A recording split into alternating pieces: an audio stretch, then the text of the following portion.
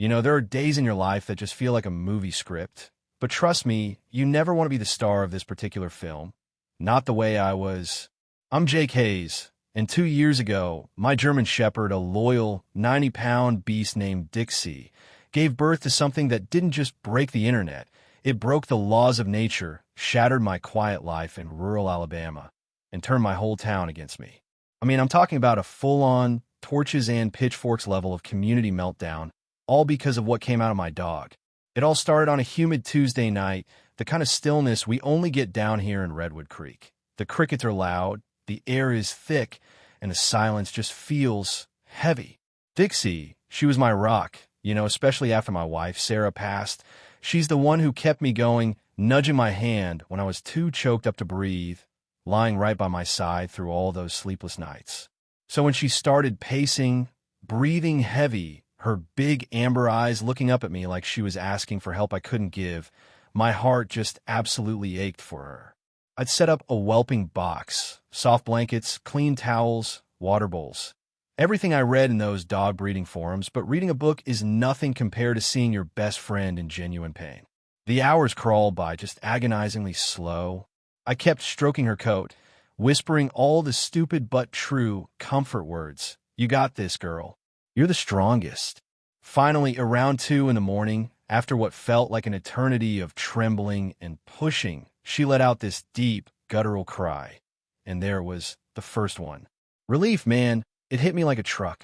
I even managed a shaky smile, leaning in to wipe the little fella down. You did it, Dix, I mumbled. But that smile, it didn't last even 10 seconds, because the moment the dim utility light hit the newborn, a cold dread just slammed into my gut. It didn't look right, not like the pictures of German Shepherd puppies I'd studied. Dixie's a dark sable, all rich browns and black, right? But this creature, its fur was this sickly, pure white, almost translucent like fine porcelain. And its shape, it was too round, too soft, the little paws looked clumsy, almost fetal, not the sturdy little dog body I expected. I figured, okay, maybe it's an albino, maybe it's just weak, maybe it needs time. I try to push the doubt away, telling myself every birth is unique. But then the second one came, and the third, and the fourth, and they were all the same unnaturally pale bodies, glistening wet in the low light, the same strange, rounded heads. And the cries, oh God, the cries. They weren't the soft, muffled whimpers of a puppy, They were high-pitched, sharp, almost a frantic squeal, a sound that felt alien, like fingernails on a chalkboard, and it sent a chill crawling on my spine every single time. Dixie, bless her heart, she was oblivious, cleaning them, nudging them, her maternal instinct just absolute pure steel, unwavering. But I sat there cross-legged on the floor, holding my breath, my mind racing. What in the hell did my dog just bring into the world? By dawn, I couldn't stand the sight or the sound anymore. The unnerving twitching, the unnatural white. My gut was screaming that something was fundamentally wrong, way beyond a simple birth complication. So I packed Dixie and the litter, 4 tiny, pale, squirming things, into the travel crate. As I carried them out to the truck, the morning air felt heavy, like a bad omen. The Redwood Creek Veterinary Clinic is a small, quiet place, usually full of folks swapping gossip while waiting for their vaccinations. But the moment I set Dixie's crate on the counter, the place just froze. You could hear a pin drop. The whimpers from the crate were doing the talking for me. That strange, sharp sound was setting everyone on edge. Mrs. Clara May, who brings in her geriatric poodle every month, actually gasped, pulling her dog closer to her chest like I was carrying the plague. The receptionist, a nervous young woman named Beth, went pale. Mr. Hayes, is that an emergency? She stammered. I just nodded, my throat tight. My dog gave birth, but something's not right. They aren't. They aren't what I expected. Beth didn't ask another question. She just pointed me to an exam room and ran to get Dr. Silas Finch. Dr. Finch, he's a good old boy, late 50s, practiced vet medicine for 30 years, the kind of steady presence that usually calms you down instantly. But when he opened that crate, pulling on his thin gloves, his face just locked up, frozen, jaw clenched. He picked up one of the newborns, holding it under the surgical light. That's when the room got quiet again, just the faint, raspy squeal of the creature filling the air. "What is it, Doc?" I finally choked out. He didn't answer me. He just slowly turned the newborn over, his frown deepening, and then he set it back down, almost too carefully, like it was made of glass. He peeled off his gloves, tossing them into the bin, and looked me dead in the eye, his gaze heavy with bad news. "Jake, I've delivered hundreds of puppies," he said, his voice low and gravelly. "German shepherds, labs, hounds. They're born dark, their fur is coarse, they're little tanks. These are too fragile. Their limbs look off, and their cries, they don't sound like canines." He leaned in closer, dropping his voice even further. "I've never seen anything like this in my career. I don't know what they are." The floor felt like it was tilting. My worst fear was out there, validated by a man who'd seen all. "So what are you saying, Doc?" "They're deformed."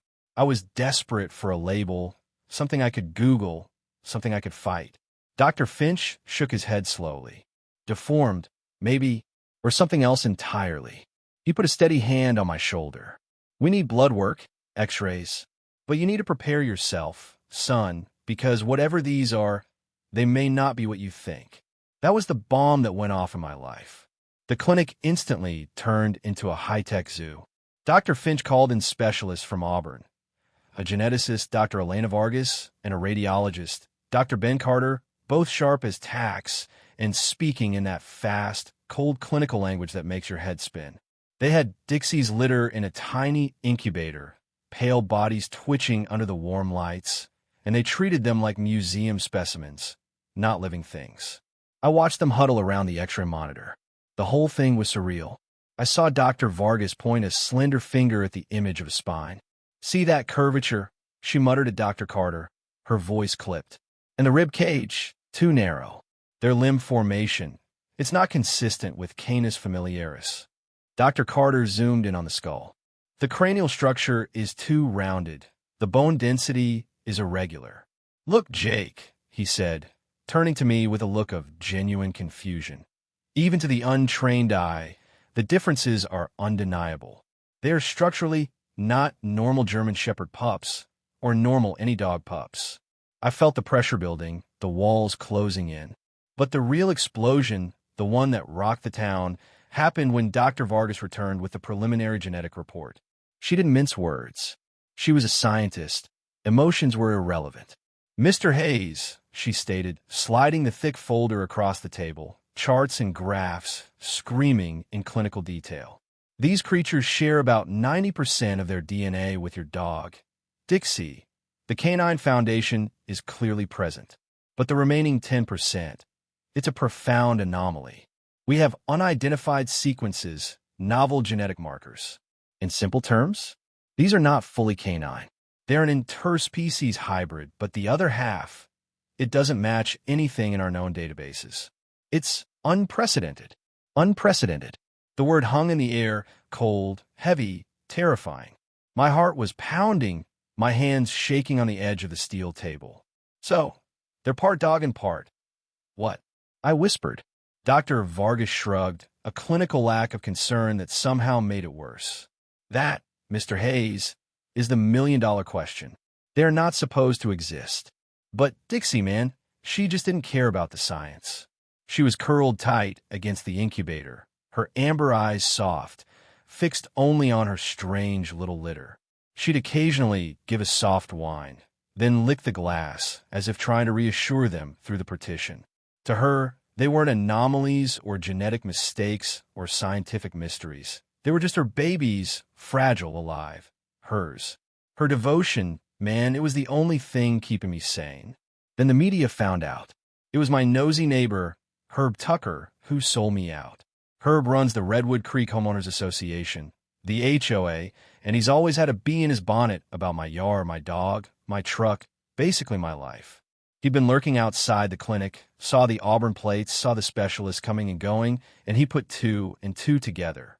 But Herb being Herb, he didn't just tell people. He twisted the knife. He didn't just leak the story to the local paper, the Creek Chronicle. He told the reporter, a slimy guy named Dale, that I was breeding exotic hybrids, experimenting with dangerous, possibly invasive species right there in Redwood Creek, and that the county needed to step in and seize the monsters for community safety. He framed it as an HOA issue, a violation of neighborhood bylaws, and a threat to property values. I found out when I stepped out for a cup of coffee and saw a news van, a big one from Birmingham, parked right across the street, lights blazing. A sleek, blonde reporter was speaking hurried, dramatic words into a camera lens. Unconfirmed reports of a potentially dangerous, genetically unknown life born right here in rural Alabama. Officials are silent, but community leaders are demanding answers. I walked back inside, my blood boiling. I spotted Herb standing right by the clinic's front window, looking smug, talking into his phone, clearly loving his moment of fame. He saw me, and he gave me this sickening, self-satisfied little wave. I marched right up to him. "Herb," I growled, my voice shaking with pure rage. "You know damn well Dixie's litter is just a freak accident, not some experiment. You had no right to go to the press, and you certainly had no right to call them monsters." Herb didn't flinch. He just leaned in, his voice dropping to a theatrical whisper, the kind of whisper that's meant to be overheard. "You brought this on yourself, Jake. Redwood Creek has standards. We don't need mutants roaming our streets, affecting property values. I'm just protecting the community, same as I protected it when you try to leave that old fishing boat on your driveway for 3 days. You're a liability, Jake, and those things are a massive violation." He smiled, cold and calculating. "The HOA is filing an injunction to have them removed from the county. Consider this your final warning." His arrogance, his use of his petty HOA power to manipulate this deeply personal, terrifying event. It was unforgivable. I wanted to punch him, but I knew that's exactly what he wanted. I just clenched my fists until my knuckles turned white and walked away, the sick feeling of being utterly betrayed by my own neighbor heavy in my gut. The fight wasn't just about science anymore. It was about community power, petty spite, and the right of my dogs, strange children, to exist. The next few days were a blur of legal threats and media frenzy. The local paper ran a front-page headline, "Redwood Creek Hybrids, Threat to Our Way of Life." And the comments online were just venomous. People who I'd seen every Sunday at the Piggly Wiggly were now calling me a mad scientist, demanding that the state step in, saying Dixie needed to be sterilized, saying the whole litter should be euthanized before they could spread whatever genetic horror they carried. It felt like the whole world was turning against me, all orchestrated by Herb Tucker and his petty crusade. But the real crisis, the dramatic turning point, came the night Dr. Finch brought me the final, comprehensive report. We were alone in the sterile exam room, the only light coming from the gentle hum of the incubator where the 4 newborns lay, small, pale, and completely helpless. Dixie was curled at my feet, her head resting on my shoe. "Jake," Dr. Finch said, his voice flat with exhaustion. He hadn't shaved in 2 days. "The findings are confirmed. They are not merely deformed dogs. The genetic markers, the skeletal structure, they have unique features unlike any terrestrial mammal we know." He paused, rubbing his face with a weary hand. "But they are viable. They are growing. They are thriving under Dixie's care." "Viable," I repeated, the word tasting like ash. "But what does that mean for them, Doc?" Herb's got the HOA ready to file a court order to take them away. Dr. Finch sighed, the sound heavy and tired. "That's why I need you to understand this. Ethically and legally, they are born to a domestic animal, your property. They are not wildlife. They are not invasive species in the legal sense, yet they are, for now, Dixie's children. But the state will demand to study them, to observe them in isolation. They won't let you keep them in your home." My stomach nodded. "No, I won't let them take them. Dixie would never recover." I looked down at my dog, her eyes fixed on the incubator. Her devotion was the only clear, clean thing in this whole mess. That's when the doorbell rang, the heavy, institutional bell of the clinic. Beth, the receptionist, rushed in, her eyes wide with terror. "Dr. Finch, they're here." Sheriff Dalton and the HOA legal team and a crew from the State Department of Wildlife. "They have a court order." I froze. They moved fast. Herb had pulled every string. They're demanding to seize the litter immediately for containment and observation, pending further legal action, Beth whispered, trembling. Dr. Finch snapped into action. He was a small-town vet, not a SWAT commander, but the protective instinct in him kicked in. Jake, listen to me. They have the law on their side for now, but I know a way to buy us time. The court order specifies the Redwood Creek Veterinary Clinic. He grabbed a syringe, a bottle of clear saline solution, and a clean towel. The key is to get them out of this building right now. I'll hold them up, stall them. You take Dixie in the litter. Use the service entrance around the back. Go home. Lock down. I'll call my lawyer in the city. But Doc, you could lose your license. He looked me in the eye, that steady, tired gaze. I'm a vet, Jake. My job is to protect life, especially the innocent. These creatures didn't ask to be born as a mystery. Now, go. It was a cinematic moment, the ultimate climax. I grabbed the incubator, its warm surface slick with my sweat. Dixie, sensing the urgency, sprang to her feet, trotting silently beside me as I rushed through the back hallway. I could hear the shouting in the reception area, Sheriff Dalton's booming voice, and Herb Tucker's nasty, self-righteous tones. We have the legal right, Sheriff. Those things are a threat to Redwood Creek property values and safety. Find the litter. I didn't stop, didn't look back. I just moved, fueled by pure adrenaline and the sound of those sharp, alien cries coming from the box in my arms. We slipped out the service door, through the dumpster area, and into the dark night. The drive home was tense, Dixie panting softly in the passenger seat, occasionally nudging the incubator with her nose. We made it back to my small house, and I barricaded the front door, turning off every light. The world outside was a storm of flashing lights and shouts. I could hear the media helicopters circling miles away, drawn by Herb's theatrics. But inside, in the quiet glow of the living room, everything calmed. I set the incubator down, and Dixie immediately curled around it, her huge body creating a fortress. I sat beside her, running my hand over her soft coat, listening to the soft squeal of the creatures she called her children. They were safe for now. The next morning, the confrontation happened, the one that broke the spell and gave me the clarity I needed. Herb Tucker, feeling powerful after securing the court order, showed up on my property, flanked by two burly guys in HOA polos and the ever-present, slimy reporter Dale, camera in hand. Herb stood on my lawn, just feet from my front porch, shouting into a bullhorn for crying out loud. Jake Hayes, we know you're in there.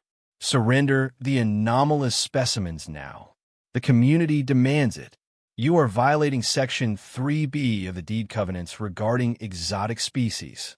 I stepped out onto the porch, Dixie right behind me, a low, menacing growl rumbling deep in her chest, the sound of a mother preparing for war. They're not specimens, Herb. I yell back, my voice raw. They're just babies. My dog's babies. Herb laughed, a nasty, sharp sound. Babies? Dale, zoom in on this madman.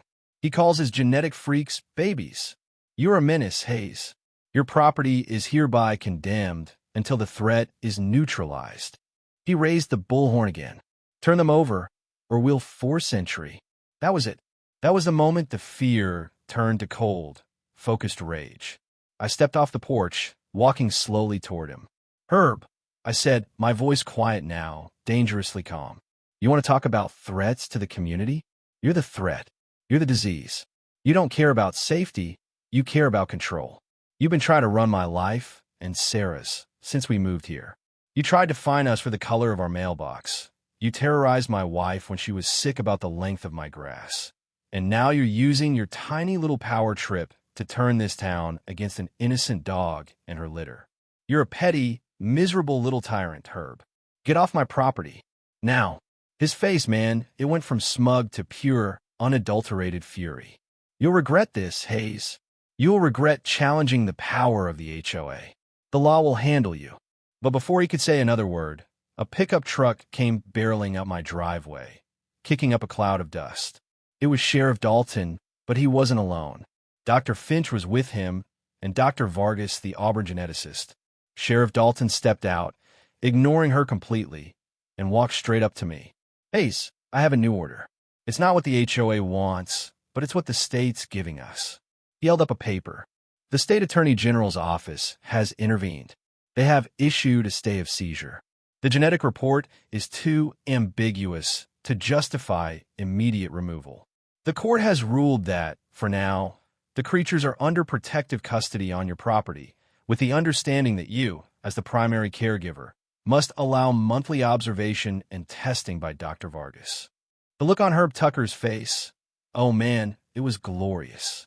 His mouth dropped open, the bullhorn clattered to the ground, and his two little cronies suddenly looked very busy examining their shoes.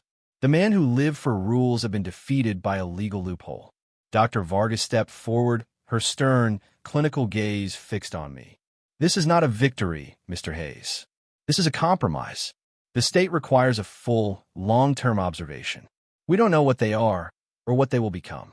But for now, they're safe, and their survival is in your hands."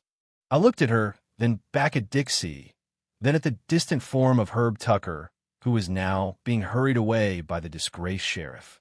I had won the battle, but the war was far from over. We kept them, those strange, pale children of Dixie.